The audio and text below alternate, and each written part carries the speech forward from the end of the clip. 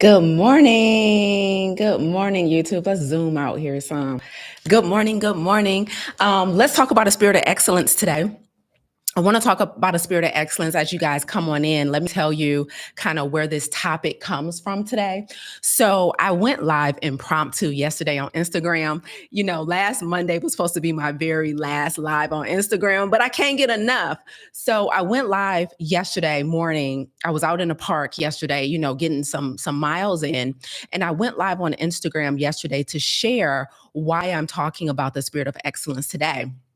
And one of the things I shared on Instagram yesterday was the biggest and the best mistake I've made in business, the biggest and the best mistake I've made in business.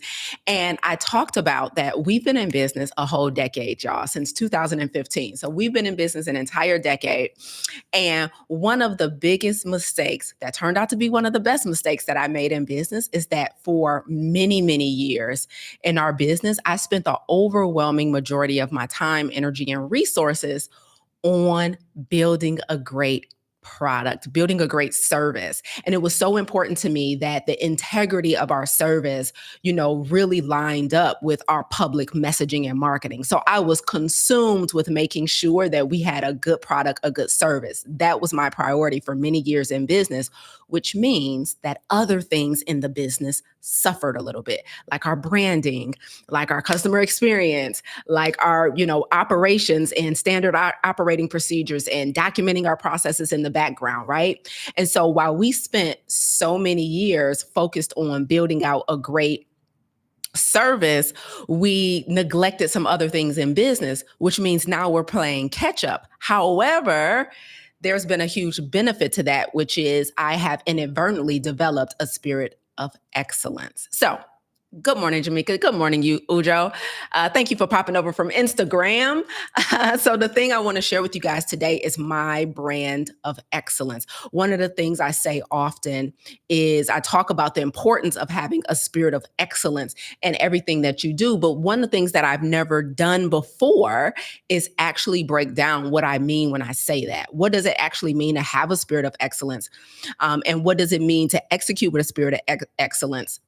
Continuously, repeatedly, consistently, right? It almost, if you've never thought in these terms before, it can almost feel impossible. Like, how do I have a spirit of excellence repeatedly, consistently, all the time? Like, is that even realistic? And so I thought it would be super cool for me to break down to you guys what it means to have a spirit of excellence for me today.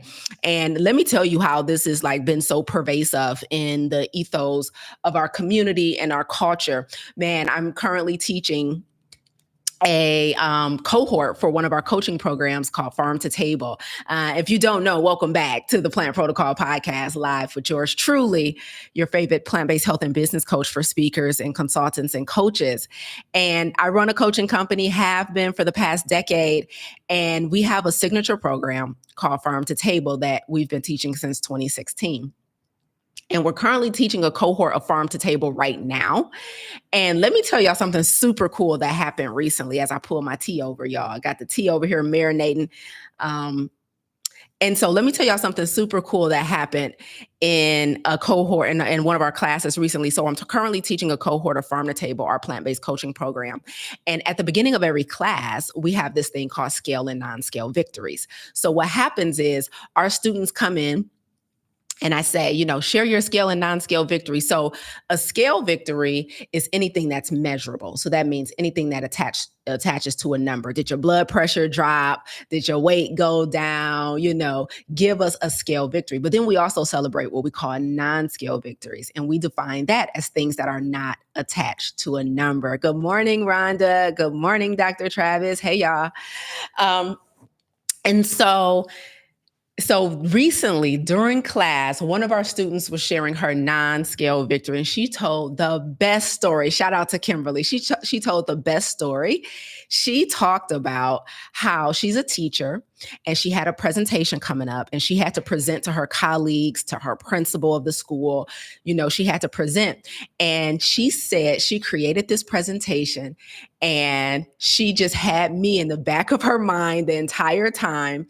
And as she was creating the presentation, and as she was preparing to execute on the presentation, she talked about how she was super, super intentional about doing it with excellence. She said, Coach Lisa, I've been listening to your podcast. I listen to your podcast all the time. And this excellence thing, this spirit of excellence was resonating with me. It was in my spirit. And so I had to do the presentation at work, and I put it together, and I did it with a spirit of excellence. And she said, when she finished the presentation, y'all, she said it was a round of applause, and it was all of these accolades about how well she done.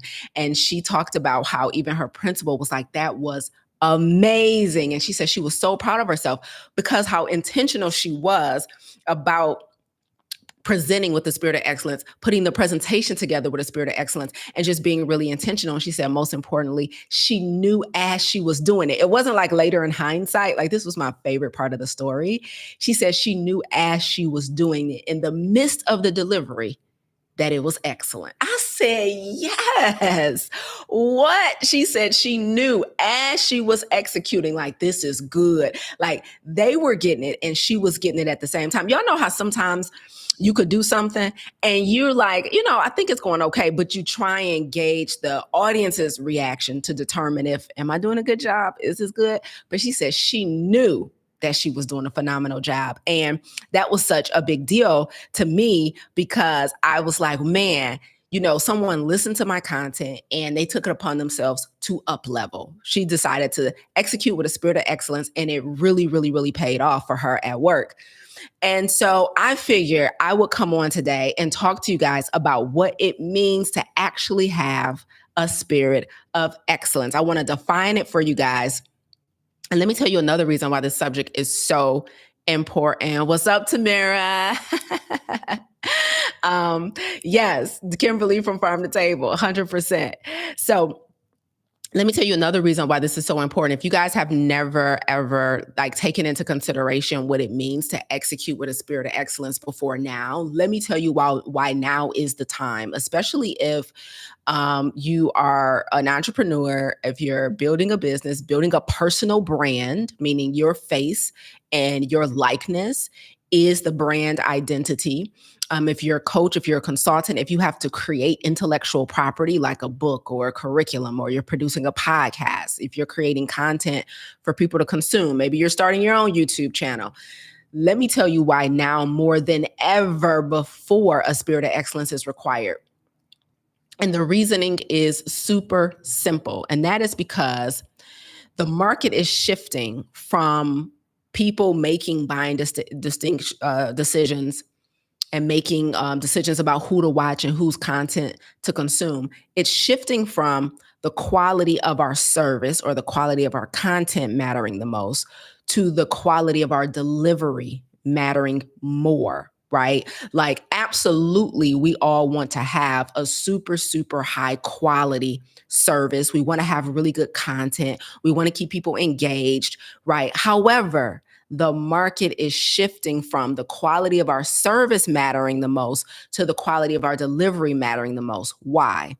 Because we can now all use technology very easily to improve the quality of our service. Like, you can create something and then run it through an AI model and say, improve the title of this for me, improve the order of this for me, rewrite this so it sounds better, right? Give me a better title, give me a better system, build meal plans for my students, like, help me build out a curriculum for this, help me. Like, now we all have equal access to a technology that can in moments improve the quality of our service, improve the quality of our products. So what will now become the differentiator between you and a competitor is going to be the quality of your delivery. While technology and AI can build out your stuff for you, you still have to package it and deliver it in a super attractive way. And if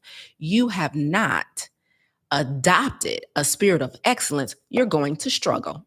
You're going to struggle because don't think that if just because technology can help you write the book or help you create topics for your content or your podcast, that that's going to be enough to capture and hold an audience. Now more than ever, even though technology can help you with the build out of those things, your delivery has to be even better. It has to be even better. So let me tell you guys my four traits of excellence, because it doesn't come automatic. That's what I need you to know. It doesn't come automatic. Excellence is intentional, right? Like you can do good on accident, but excellence is never accidental. Excellence is always intentional, right? Excellence is always intentional. And if up until this point you have not embodied the spirit of excellence, then you got some work to do. But the good news is I got a framework for you. Let's get into it. Y'all drop excellence in the chat. Good morning, everybody. Drop excellence in the chat if you're ready for this 4-point framework. And guess what? I got a bonus for you guys. So it's actually 5. I thought of a bonus one at the last minute this morning that I'm going to add on to it. So just drop the word excellence in the chat if you're ready to better understand what it means to have a spirit of excellence. Thank you, Ujo. Somebody's watching me right now. Thank you, Ujo. Okay, thank you. Hey, Melanie, what up? Good morning. Okay, so I'm about to turn this light up, y'all. You know, shout out to live, whatever. Okay, so let's get into what it takes to have a spirit of excellence. So there's four characteristics plus a bonus one that I thought of this morning that I want to share with you. So how do I have a spirit of excellence? And when I say a spirit of excellence, that means that everything I put my hands on, everything that I work on, that I create, whether I'm doing a speaking engagement, whether I'm teaching in one of our signature coaching programs, our health coaching program, or our business accelerator, where we help people build coaching, businesses, and speaking careers, whether I'm facilitating in our mastermind clarity, whether I am collaborating with another entity on something, whether I'm doing consulting work with another organization and helping them build out something. How do I show up to all of that stuff consistently with the spirit of excellence? Here's trait number 1. My note takers, drop this in the chat just in case somebody comes in late or they miss it. You guys take some notes and number them out for me in the chat. Okay, number 1. The very first way I embody a spirit of excellence is I do less at once. I do less at once. So what does that mean? This is all about focus. What if I told you you are not producing excellent work, not because you can't, but simply because you aren't giving yourself the space to?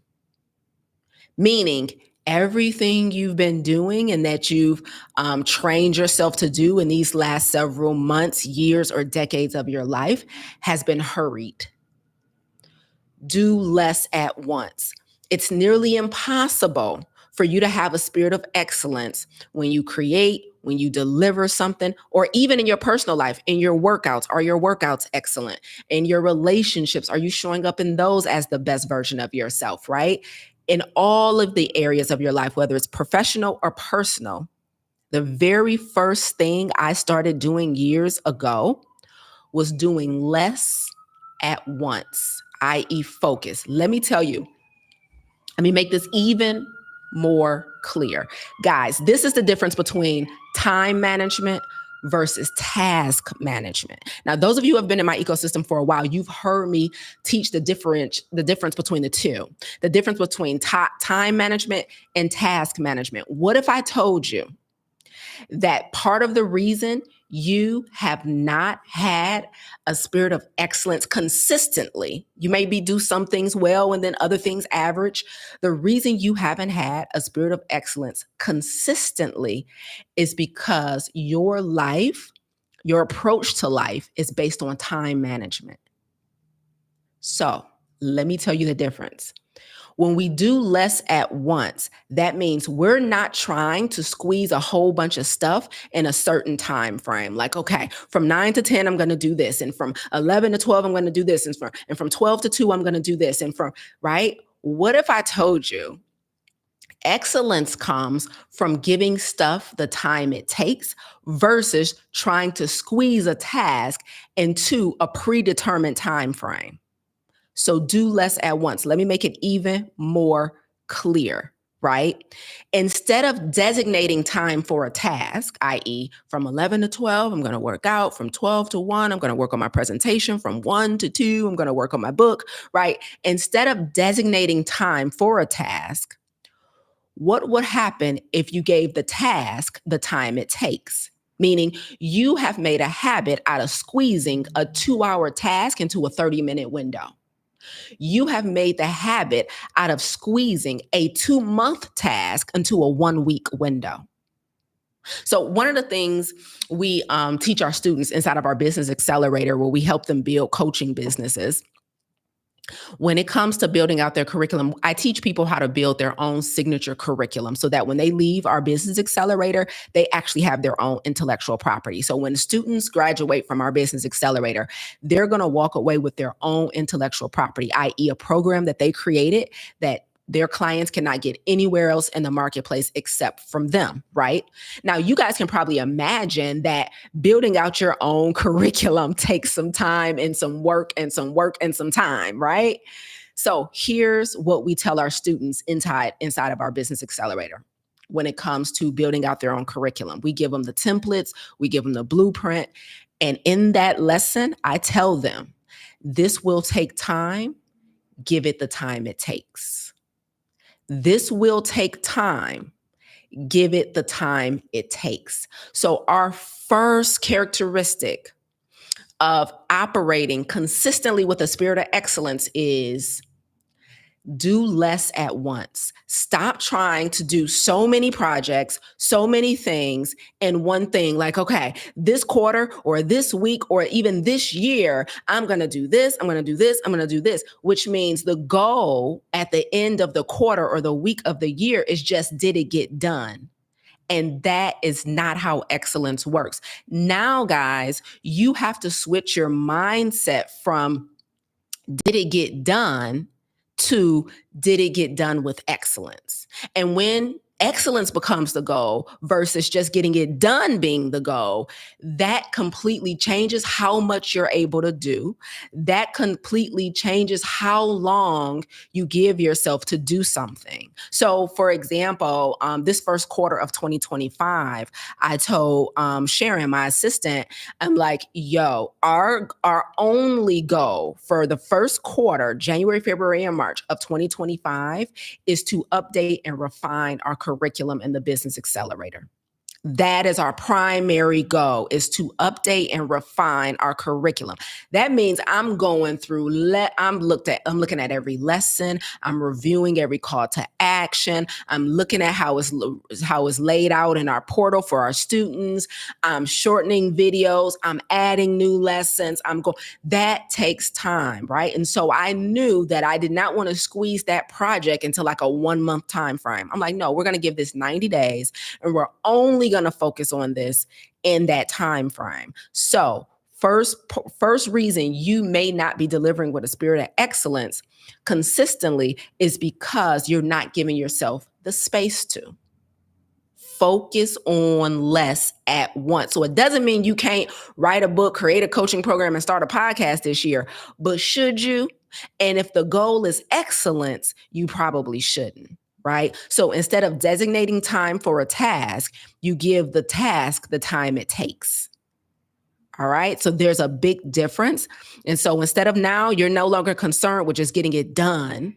You're now concerned with getting it done with excellence, and that becomes a different goal. So there's a difference between time management and task management. So instead of just saying, I'm going to work on something for 30 minutes, that means I'm going to work on something until it's done well. So like when I do a speaking engagement, for example, before we get to number 2, if I'm doing slides or I have a presentation, I do not like to do those things the day of or even the day before, because I love a good 48 hour period where I can create something, come back and review it in a different mindset at a different time of day, read it like I'm a consumer. Like if I'm sitting in the audience, would this make sense to me? Some of us, we throw stuff together so fast.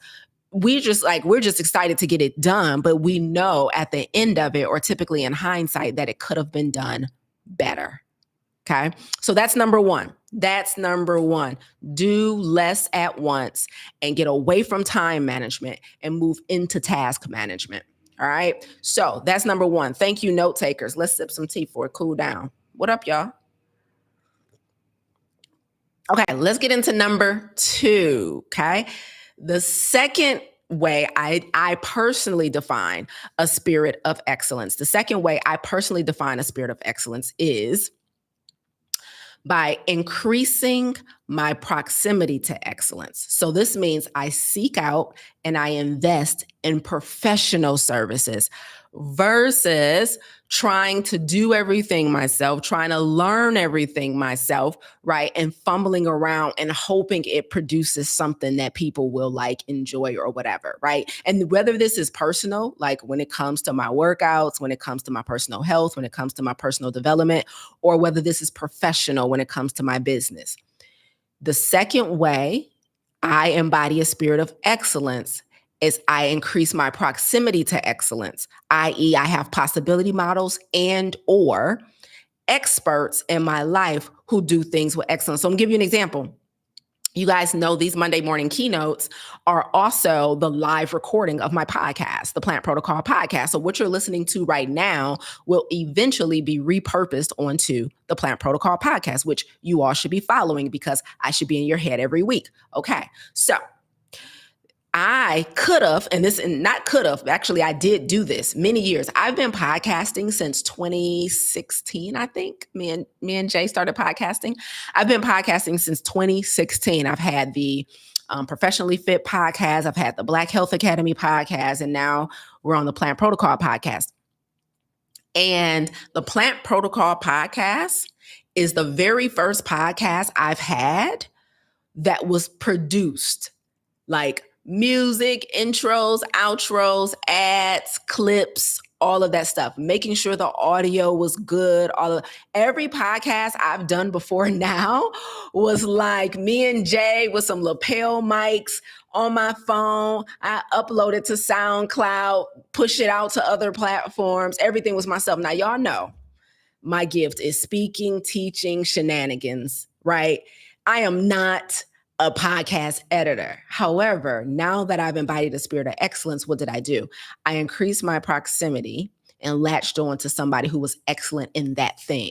So now Colette, shout out to Colette, she produces my podcast, right? And so when you guys hear the music, when you hear the pre-recorded intro, when you hear the ads, all of those things, that is Colette who does that. And so now we can produce an excellent podcast, right? Because we are no longer trying to DIY everything. So for those of you who feel like, I don't want to pay for this, I don't want anybody to do this for me, I'll just figure out how to do it myself. What's the lowest tech way I can do this? What's the simplest way I can do this? That's cool. And I'm not saying there's not a season for that, because like I said, I've done that with plenty of things. However,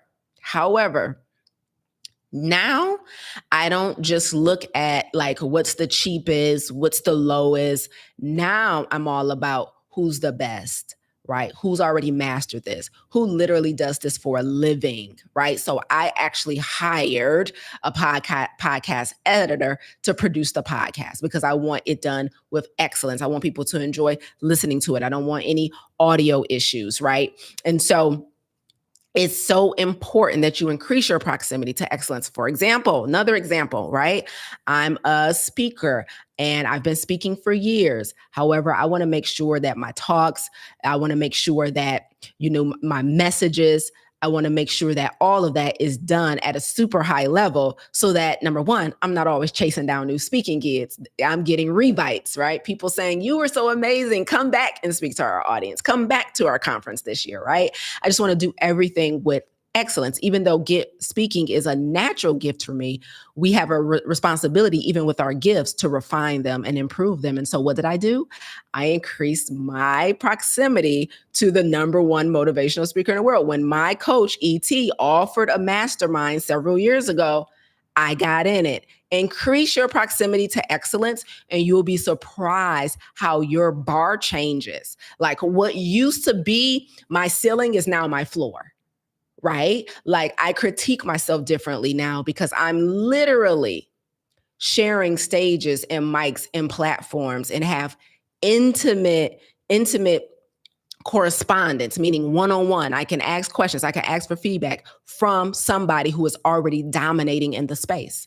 So for some of us, we aren't excellent at what we do because we have no possibility model of what excellence looks like in that space, doing that thing. So whatever you want to do you have a possibility model, and have you increased your proximity to them? This is more than just consuming their free stuff, but have you done everything you can to get as close as possible to your possibility model so that you know what excellence looks like in that lane? I had one of our students, I hopped on a one-on-one call with her last week, and she said to me very directly, and this is what I've actually had several people say this to me directly: Lisa, I want to do what you do. I want to do exactly what you do. I want to speak. I want to teach. I want to be a coach. I want the independence that a coaching and a speaking career can provide, right? I want to make it my full-time gig, or make it a close second to my full-time gig, like really genuinely producing revenue. I want to do what you do. And those people typically say, so what you offering? What program am I qualified for that you got? Like, how can I, where do I sign up? Right. And that's really, really wise. I'm like, oh, if you want to do what I do, you got to consume me more than on a podcast. Because in our programs, I'm giving our students personal stories. I'm giving them the back end view of our business and our programs and all of that stuff. Like, I'm teaching on a deeper level. You know, I'm telling mistakes we've made so that you can avoid them. Right. And so have you increased your proximity to excellence, or are you surrounded by average? And you're trying to be the best. If you're the best in every circle that you're in, then you're probably going to have a hard time up leveling to excellence consistently, because you've already reached what your current circle considers as excellent. So you need a new bar. Like where you are now has to become the floor, and you need a new ceiling, right? And so super important. Shout out to Josh. Somebody always singing just to be close to you. Amen, Josh. Right. And so number 2, increase your proximity to excellence. So when you're listening or watching or reading something and you love the way they do things, the way they deliver, right? If you're like, man, I like the way this author writes, I want to write books like this. I like the way this speaker speaks, I want to speak like this. I like the way this coach is coach, I want to do things like that. Like whatever it is, get up in that thing, like increase your proximity to them, because excellence can be contagious. Excellence can be contagious. I did a speaking engagement with my coach, E.T., literally on Tuesday. We were at a school, and just being there, I heard him say something to somebody. He wasn't even talking to me. I heard him say something to somebody else, and I was like, got it. He wasn't even talking to me, y'all. That's what proximity gets you. Like, I know for a fact, only me and a girl he was talking to heard it. We were the only ones standing right there, right? He wasn't even talking to me, but I was able to pick up a nugget just because of that proximity, right? And you're not going to get that through somebody's free podcast forever. Like, you have to increase your proximity to what you deem as excellence in that season. Okay, that's number 2. Y'all ready for number 3? Note takers, get your digital pens ready. Now, this one might be a little challenging. So I'm about to challenge some of y'all with number 3.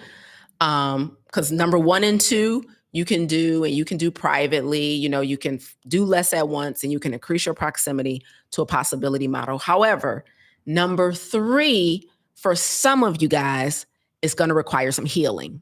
So that's the prerequisite for number 3. The third one that I'm about to give you, to deliver with a spirit of excellence, for some of you guys, is going to require healing first. Okay. But here's number 3. I've been doing it for years, and it has been a game changer. Okay. The third way to operate with a spirit of excellence is to ask for and actually review feedback.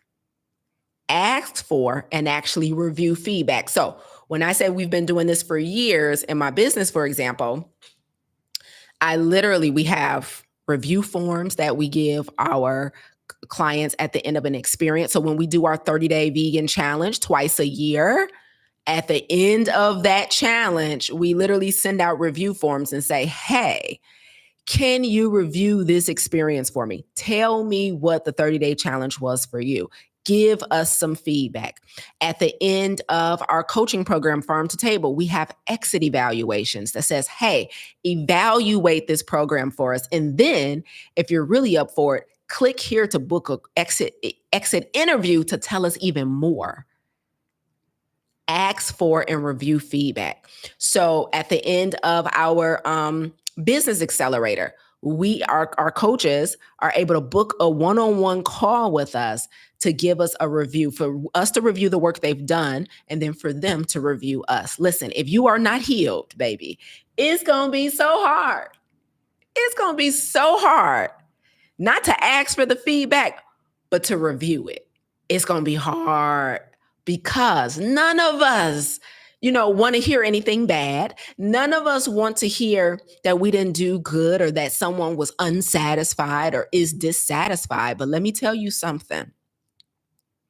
If you want to get out of the slow lane and get in the fast lane to excellence, the best way is to ask the people who you're in service to, how the heck you doing? Now, again, I can't overstate. You got to be healed to do this, because here's what happens. More than likely, especially if you're kind of just starting off, you're not going to get all good feedback. And sometimes, and this is crazy, people are not nice. Sometimes people don't even know how to say it in a nice way. Like, trust me, I've received emails from people insulting me. It can be tough to read, to hear feedback. But this is one of the best ways to get excellent quickly. You have to act. Now, listen, you got to ask the people you in service to. So this ain't just the general public. Like, ask who your ideal customer is. Ask who your ideal client is. Like, people who have, spent, upwards to a year, 2 years with us in our programs. I value their feedback way more than somebody else who's just only consumed my YouTube or my podcast a couple times, right? So, every piece of feedback is not weighed the same, right? But like literally a couple months ago, we had what happened. So our business accelerator, y'all, is a year long, right? And so our onboarding for our business accelerator is about 90 days. Like our onboarding process is about 90 days. And so at the end of that 90 days, our students inside of the business accelerator, they get an email from us saying, okay, you just completed your first 90 days, your first 3 months in the business accelerator. We would love to get some feedback from you on how it's going. Are you satisfied? Are we meeting your expectations? All of those things. And I remember last year sometime, one of our current students, she got that email, that 90-day email as part of her onboarding process. And she's like, nah, not satisfied. I thought this. So guess what I did? I reached out to her directly. It wasn't about just reading it and being like, okay. I actually was like, I want more context here. So I reached out to her. I booked a call. I hopped on a call with her and said, tell me more. Do you know how strong of a person you have to be to not get great feedback, but then invite somebody to a conversation and say, tell me more, right? And she explained to me, and I'm like, oh, okay, here's the issue. Here's what we can do. Here's your options, right? And she's like, all right, cool, thank you. And then we boom, boom, boom, and worked it out. And she's still with us today, doing phenomenal, right? And so feedback is your opportunity to embody and to deliver with a spirit of excellence. But it's going to be hard to do that if you don't ask for it. And it's even harder to do that if you don't review it, listen to it. And if you need to, ask for deeper context, right? And so asking for feedback is you literally asking somebody to critique something you've created, right? And when you're an entrepreneur, it can be hard to take that critique because your business is your baby, right? Your coaching program, your book, your podcast, like that's your baby. You've produced that. You've birthed that. And it's hard to be like, to give birth to somebody and be like, is my baby cute? You know what I'm saying? It can be so hard. It can be so hard to birth a baby and then go around the people and be like, "Is my baby cute?" Like, and they don't want to lie, like, right. Look at his little hands and toes. You know what I'm saying? They work their way all around the question. But y'all got to start asking people if your baby is cute. Like, you got to. Like, when you produce something, especially in service to other humans, right?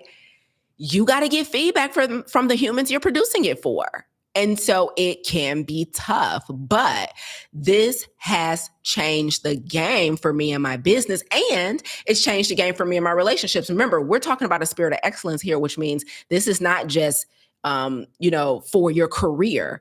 This is for your whole life. So in my relationships, I go to friends, I go to my partner, like, how am I doing? Like, I ask for feedback. So this is not just professional. This is also personal. How am I doing? How would you rate me? Where could I be better? Right? And so you have to embody this across. It needs to transcend your whole life. And again, though, it takes healing, because sometimes when we don't hear good feedback, we take it personal. We get in our feelings. We shut down, all the things that comes with not being received well, right? And so if you're not healed, this one, number 3, is going to be challenging for you. But we encourage our students in our Business Accelerator to create review forms for their speaking engagements, create review forms for their coaching programs. Like, you got to get feedback from the people you're in service to. But if you have a history of taking feedback as a personal attack or something negative on you as a person, it's going to be challenging to work through this one. So that's why you got to heal and understand that they're critiquing my baby, not me. Right? I mean, Erykah Badu said it, like, that I'm sensitive about my, you know what I mean? Like, but that's what it takes. Like, those of us who have ascended to a level of consistent excellence, it's part of that has come from feedback from people, from our audience, right? And so that is number 3. Ask them people if your baby cute. Let's get into number 4, and then I got a bonus one for y'all that I think y'all gonna like. Okay, so that's number 3. Now let's get into number 4. Now this one actually piggybacks really, really well off of number 3 because it also kind of speaks to personal development a little bit. But the 4th way that I embody a spirit of excellence, or have been able to, is I made a distinction in my mind, very clear distinction, like very clear line of demarcation between the difference between excellence and perfection. Excellence versus perfection. Okay, so here's what I've noticed students do in the past. I've noticed that in the past, when I've encouraged our clients to show up with the spirit of excellence when they're taking our challenge, show up with a spirit of excellence when they're building their business with us, show up with the spirit of excellence in their personal development if they're in our mastermind, show up with the spirit of excellence in everything they do. Sometimes people interpret that as me asking them to be perfect, and that is not the same thing. There is a difference between excellence and perfection, right? This is not an invitation to be perfect. You get to be imperfect and still be excellent. Wait a minute. Okay. Now, this is a belief shift that needs to happen for some of us. Okay. You get to be imperfect and excellent. Good morning, Sandy. You get to be imperfect and excellent. So, spirit of excellence does not mean that you don't make mistakes, right? It doesn't mean that you don't mess up. It doesn't mean any of that things. So spirit of excellence means when I walk away from a speaking engagement or a speaking gig, right? When I walk away from a coaching session, whether it's a one-on-one private coaching session or a group coaching session with our clients in our group coaching programs, when I walk away from a conversation, when I have to make a tough decision as a leader, right? I don't ask myself, was that perfect? Meaning, did everything work right? Were there no typos on my slides? Did I stumble over my words? Did if the tech messed up during a live broadcast, as soon as it messed up, I'm like, oh my God, this wasn't excellent. That's not true. It was imperfect. Excellence means every time I walk away from those things, I ask myself, did I do my absolute best? That's the only question you need to ask yourself. Did I do my absolute best? That defines whether or not you showed up with a spirit of excellence.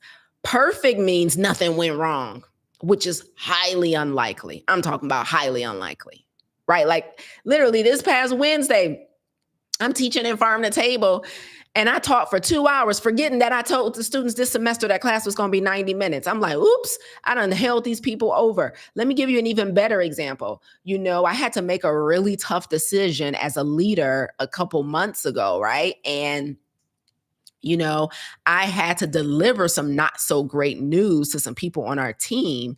And at the end of it, I was like, I had thought through it, ahead of time and really, made the best decision that I thought was the best at the time and in the moment. And then afterwards, in hindsight, in the days and weeks that followed, I was like, I don't really feel good about the way that was delivered.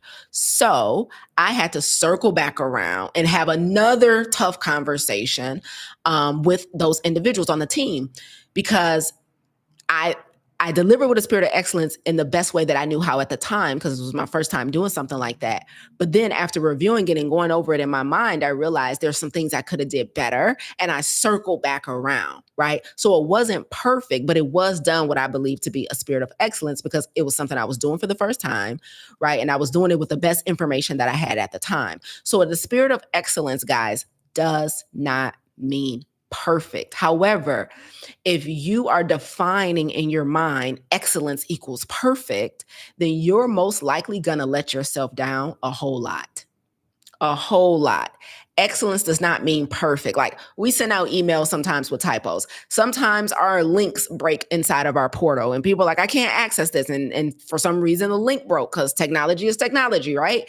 There's going to be imperfect things. You try and go live, or you try and do a presentation, slides don't work, or you realize you put something on a slide by mistake that's not supposed to be there, or whatever it is. That doesn't mean it wasn't excellent. It means that if you have done numbers 1 through 3, meaning you gave stuff the time it takes to do, meaning that you had a model of what excellence looks like, meaning that you asked for feedback. If you've done number 1 through 3, that means number 4, there is no requirement for perfection. That means you've done everything that you could to the best of your ability with the information that you had at that point in time. You were excellent. Like, as long as you truly are answering that question, did I do the best I could do? Now, some of us be lying to ourselves. Some of us knew, if I had took 2 more weeks working on this would have turned out better. If I had waited and did this in a certain way at a certain time, maybe when I wasn't tired, if I had done a little more research, I think I could have did this better. Okay, then that wasn't excellent. That wasn't your best. Excellence means it was your best. It does not mean that it was perfect. So if some of us are defining excellence by perfection, those terms are not the same thing, then we're going to let ourselves down, and that's not going to feel good. So trust me when I tell you, the goal is to be able to walk away from everything that you do, personal or professional, and say, did I do my absolute best? And if you are not answering that question with yes over and over again, then you got some work to do on your brand of excellence, right? But your best does not mean perfect, which means you could do something today that you did last year, and today's version of it is 10 times better than last year's version. It doesn't mean last year's version wasn't excellent. It embodied who you were in that season, right? And it's just like our 30-day challenge. This last 30-day challenge that we did in January of this year was phenomenal. I also think the one we did in the summer of last year was also, I believe both of them were done with excellence. But just because this one was better than the last one doesn't mean the last one wasn't excellent. It was done with the best way we knew how to do it at that time. As we got feedback from the first one, we improved the next one. But they both were done with what I felt like was everything I could give in that season. So make sure you understand the difference between excellence and perfection. They are not the same. Okay, y'all got it? Okay, let's get into the very last one. Let's get into the very last one. Yes, Regina said we get better as we make the necessary adjustments. That's it. Yes. Oh, Josh, such a great point. Josh says if it was exactly the same as the first, it probably wouldn't have been excellent. Exactly. We gotta up level. We gotta improve as we go, right?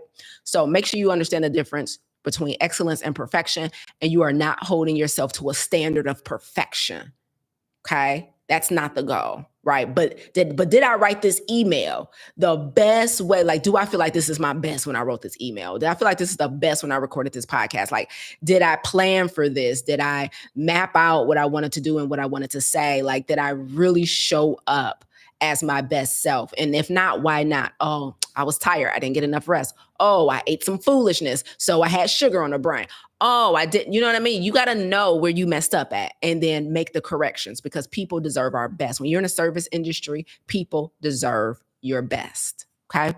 All right. Let's get into the last one, which is a bonus one. So we got 1 through 4 that defines a spirit of excellence, y'all. So let's get into the very last one. This is a bonus one, which might challenge you guys a little bit. Okay.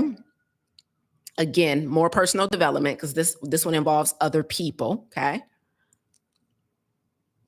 But here's the bonus one. The fifth and final way that I embody a spirit of excellence is I've made a habit of demanding excellence from everyone around me.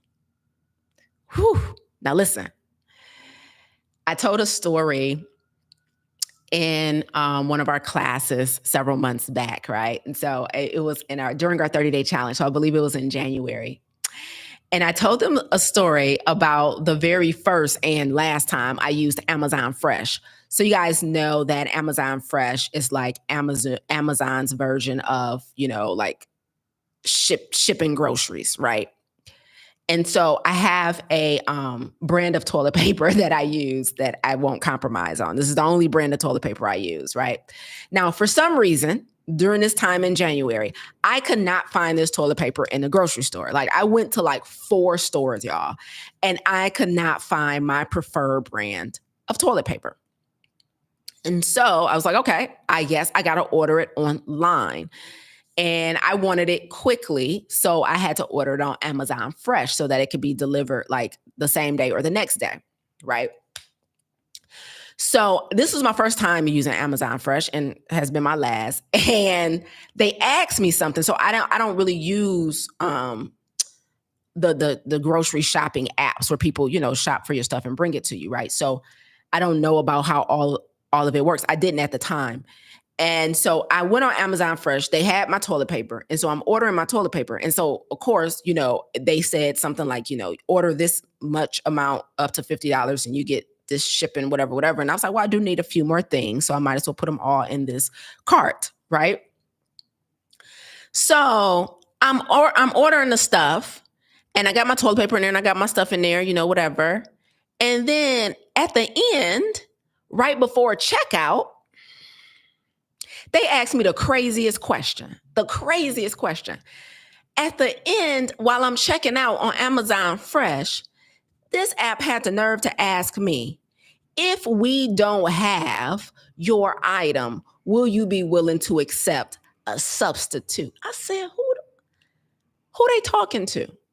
They said, what? And they do this for every item. So it's not like the question one time for like your entire order. They ask you per item. So you have to answer this question per item. Like, if they don't have the organic blueberries, will you be willing to accept a substitute? If they don't have your toilet paper, would you be willing to accept a substitute? If they don't have this brand of toothpaste, would you be willing to accept a substitute? And so I had to go through every item in my cart and tell them mugs, no, right? Absolutely not. Amazon didn't know this, but I'm in my feelings. So I'm like, Amazon, I'm on here because I wouldn't accept a substitute in the grocery store. It's not that the grocery stores didn't have toilet paper. They didn't have my brand of toilet paper. So I'm surely not about to pay same day, next day, speedy tax and still get a substitute. Who you talking to? Like, Amazon don't know me personally, but I was still offended that they would ask me, would I accept a substitute? So I came here to tell y'all today, part of the reason you don't have a spirit of excellence is because you have a spirit of substitutes. You have made a habit of accepting less than what you asked for in every area of your life. So how on God's green earth are you going to consistently show up with a spirit of excellence when you don't demand that everyone around you does? If you want to embody a spirit of excellence, you have to start teaching people your values. I was offended that they would ask me whether or not I would accept conventionally grown blueberries. No, I will not. I want the organic ones. If you don't have it, don't bring me anything. Period. This is what I use. And for some of us, that's the case in our relationships. That's the case in our business. That's the case in our health. We are like, you know what? This would have been nice, but I'll settle for this. You literally have a spirit of settling over and over and over again. And the more you continue to settle, the further and further a spirit of excellence is going to get away from you because you don't demand it from other people. So surely you're not going to demand it from yourself. My podcast editor, I told y'all about Colette. Shout out to Colette. She listens to these episodes. Hey, boo. My podcast editor, as a matter of fact, a couple days ago, or I think last week or something, she sent me she always sends me three video options for our videogram. So, when we drop a new podcast episode every week, she sends me three clips, should I say. And it's like, which clip do you want to use for this particular episode, Lisa? I pulled these three clips that I think are dope. You're dropping a gem in this clip. And so which clip do you want to use, right? And so about a week or so ago, she sent me three clips for this particular podcast episode. And she's like, now she put a disclaimer. She said, now, for some reason, your signal wasn't good when you recorded this episode. And so the clips are blurry. They're a little blurry. They clear up a few seconds into the video, but they all start off blurry. And she like, just FYI, and which one do you want to use? I said, none of them. I don't want to use any of them. We just won't have a clip this week. I said, see if you can you just put my audio over the podcast thumbnail? I don't want a clip. If it has to be blurry, I don't want a clip, right? And now she understands what? The standard. So what does that mean? She won't send me more blurry clips. She will know if for some reason I had a bad connection wherever I was recording and the clips cannot be crystal clear, don't do a clip. Just put my voice over the podcast thumbnail. Teach people your standard and do not compromise. The fifth way you have a spirit of excellence is you begin to demand it from everyone around you. That way it becomes easier to demand it from yourself. Okay? Amazon, this is not what I ordered. Don't bring me nothing but what I ordered. So the reason I say this is going to be challenging for some of you is because this requires you to speak up for yourself. And in some cases, probably in many cases, this is also going to require you guys to have difficult conversations. Difficult conversations, because you have probably already taught many people in your life that you will accept less than what you really want. So the next time you order something for somebody's supposed to be making a cake for a party for you, a sugar-free cake, I'm sure, you're going to say, that's not the way I wanted it. Next time somebody brings food out to your table at the restaurant, y'all messed up. That's not the way I ordered it. right? Next time your partner does something in a relationship that doesn't feel good to you, you gotta speak up and say, that's not the way I ordered it, right? Like you're gonna have to get that package in the mail and be like, well, they did it mostly right, but you know what? This isn't exactly what I wanted. You're gonna have to have somebody that works for you send you a clip and be like, we're not using any of it. Either redo it or don't use it at all. That takes something because we don't want to insult people. We don't want to get on people's nerves. We don't want to be that person. We don't want to come off as difficult, right? We don't want to start any friction in our relationships, but you're going to have to start speaking up and demanding excellence in your relationships, demanding excellence when you order stuff, demand excellence in the delivery from your team, from your superior, right? Like I told my mentors, I remember I spoke in Atlanta last month, and at the end of it, one of my mentors was standing on the side, and I went up to him and I said, just so I don't have to say this again, I'm just telling you right now, every time I speak on y'all platform, I want you to give me feedback. Right. I'm trying to be excellent, and I need to embody excellence. And so I don't even want to have to ask you every time, how did I do? I just want it written. Like I know when Lisa does X to give her feedback. Right.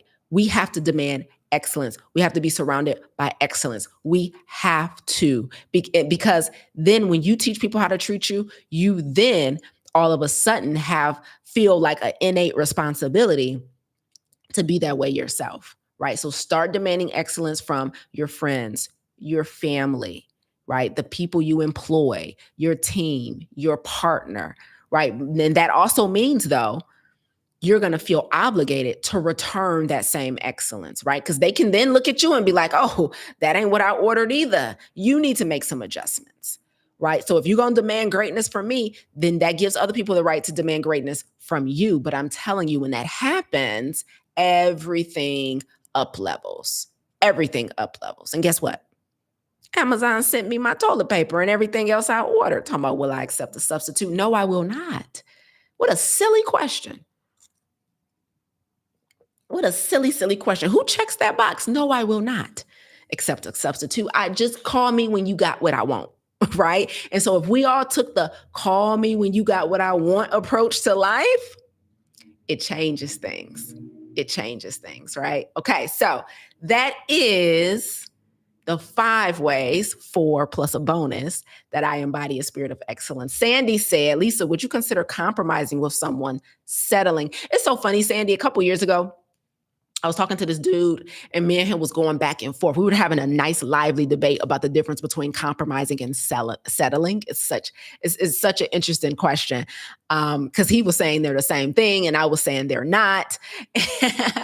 And so, no, Sandy, I would not consider compromising and settling the same thing, or I would not consider compromising settling. Right. I would not consider compromising settling. And so, settling is saying I'm willing to take something that's, below my standard. Like we should all have a bar. Right. Like, so it's the reason that, so Sandy, it's the reason that, I don't know if you've ever heard this kind of rule of negotiation, but one of the things I tell my, our students inside of our business accelerator, when they're going back and forth with an organizer, for example, about a speaking opportunity. And they'll come into our community and say, hey, coach, I got this speaking opportunity. This organization reached out to me and they want me to come in and speak about this. And I'm trying to decide on my rate, right? Like, what should I charge, coach? What should I go back and tell them? Like, do you think this is too much? Do you think that is too much? And I don't set prices for our clients, right? We talk them through setting their own prices. But Sandy, one of the things I tell them is that when you go and take your price to the organizer to start the conversation about payment, never start at your lowest. Always start at the highest you will take, because that leaves room for negotiation, i.e. compromise, right? So settling would be like, the least I would take is 10 grand, but then I do it for 8. Right? So if the least you will take is 10 grand, you need to start the conversation at 12 grand, because you can compromise down to what was still within your standard. Do you see what I'm saying? And so I hope that's an example to give you the difference between compromising and settling, right? I always tell our clients, start at the most you will take, and that gives you some wiggle room to still be within your personal standard. Okay. And so, no, compromising and settling are not the same thing. I do not consider them the same thing, right? And so I hope that helps. So what was the major takeaways from today, guys? Was this a great framework for understanding how to show up with a spirit of excellence? Again, this is my brand of excellence. This is the way I've been able to do it over the past several years, and it changes the game. So before we wrap this thing up, you guys drop your major takeaways in the chat.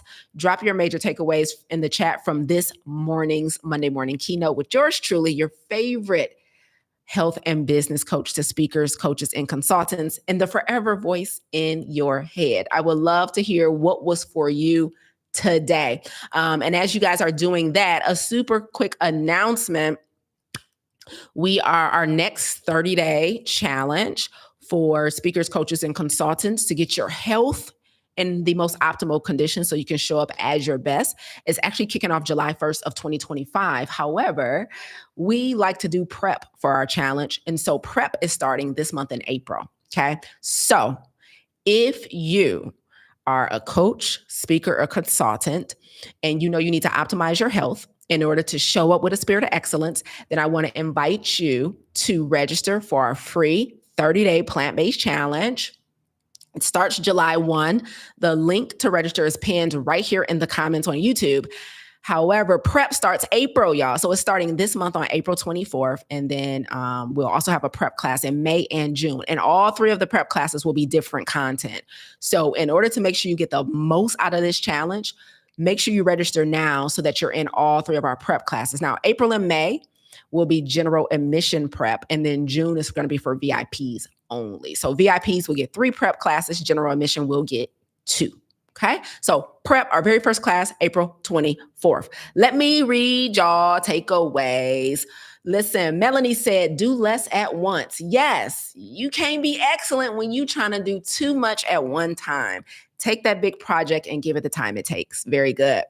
Regina said, be intentional with asking for and reviewing feedback. Yeah, you can send out a survey, but if you never read what they wrote, it's not going to help you to be excellent. So great job, Regina. So Sandy said, we are having some renovations in our home, and I had to tell the contractor I didn't like something that he did. I asked him to do it over. I almost settled for what he did. Good job, Sandy. You know what I mean? These contractors and Amazon be doing the most. You know what I mean? Or should I say they be doing the least until we say something? Let's see. Jocelyn says, make the demand. Excellent. Excellence is not perfection. Yes. And then Josh said, hold others to your standard. Excellent. Yeah, y'all got some good takeaways.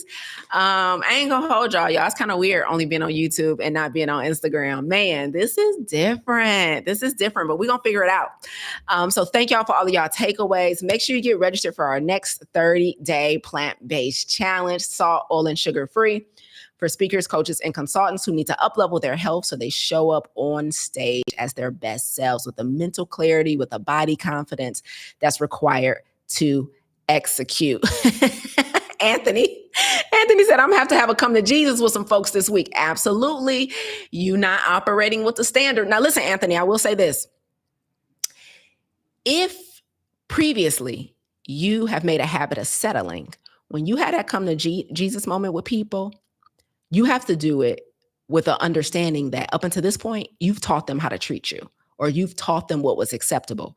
So as you move into a season where you're teaching them something different, you got to take ownership for the fact that my settling for less than excellence is what got us here. So before you had to come to Jesus with everybody else, I need you to look at the man in the mirror and have a come to Jesus with him.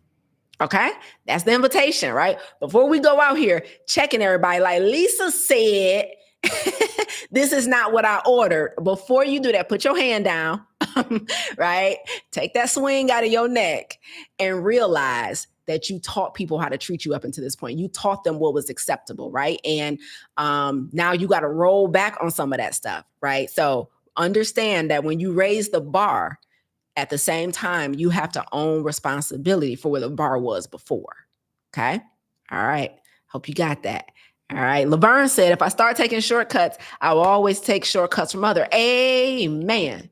Amen. Amen. Don't let them people bring the wrong thing to your table. Talking about it's all right. No, it's not. This is not what I want, and it's not what I order. Okay. Ujo, man. Ujo, thank you. Ujo said 25 people watching and only 10 likes is not acceptable. Listen, Ujo is not a paid actor, okay?